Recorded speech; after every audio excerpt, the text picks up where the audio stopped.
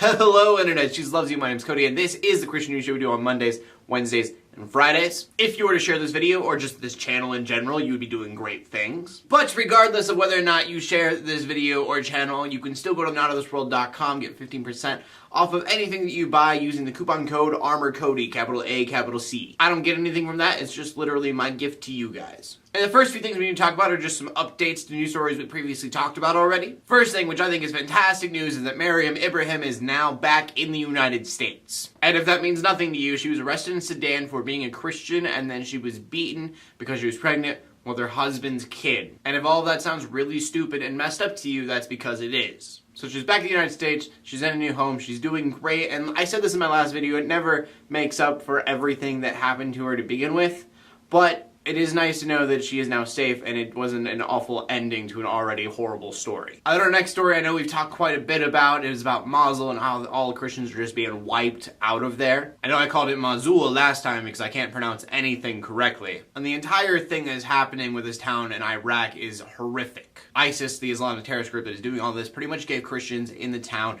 three choices. They said you can either convert to Islam, you can pay a tax, which allows you to stay there as a Christian, or you can leave. And anybody who did not do one of those three things was then murdered. I know one of the viewers here said that he didn't see any difference in this and Hitler's Holocaust. But it's all been really terrible. The update to this isn't really an update to the story itself. It's something that actually should have already happened, but it is finally now in mainstream media. So I know it's been like 2 weeks since I've talked about it, and finally today I found a video from CNN. So they are a tad, extremely late, but at least it is getting out there to the people who wouldn't have looked otherwise. So that's the update, is just that more people are getting to know about this now, which I want to call good news, but it shouldn't even be news in the first place. It should have just been something that happened, and I don't really know why it didn't. Like, even with a terrible, sensationalist businessman point of view, they should have been talking about this immediately. I just don't get why mainstream media wouldn't think, oh, we have a Christian nation, maybe we should tell them about an entire Christian city being just wiped out. I feel like that would be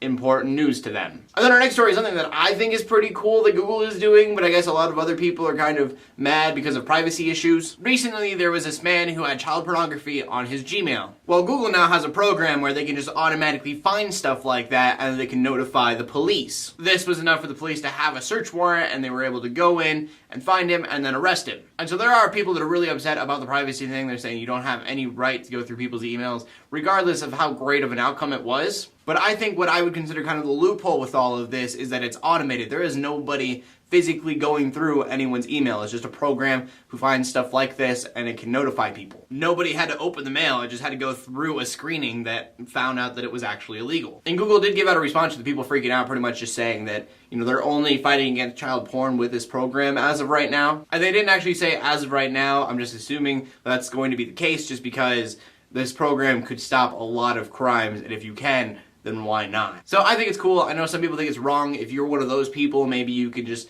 tell me how bad of a person I am in the comment section below. And with that, we can go on to the final story of the day. And so this story started with a picture of this receipt. A family went to dinner at a North Carolina restaurant. When they were finished with their meal, a waitress came out and said, hey, we saw you guys praying before that meal, and so you got a 15% discount. Mary's Gourmet Diner, the restaurant we're talking about, actually said they've been doing this for about 4 years now. But of course, this got online, and the internets did what the internets do, and they liked it or they attacked it, and it was either one side or the other. Obviously, one side very exciting, going, oh, as Christians, we're actually being thanked for praying. That's pretty cool. And then you have everybody else who goes, it's not really a discount for Christians, it's more you guys are charging a tax for people who aren't Christians. That being said, I don't know the policy that they have going on there. I would assume that it is supposed to be Christian prayers, but I would think that if you prayed however you prayed or to whoever you prayed, you'd probably still get the discount because they're not like leaning over your shoulder listening to you pray. And so personally, I am torn about this because if I were to pray at a restaurant and then found out that I got 15% off for praying, I would be so excited. But I also understand that if I went to a restaurant and it was only Muslim prayers or something that were given a discount,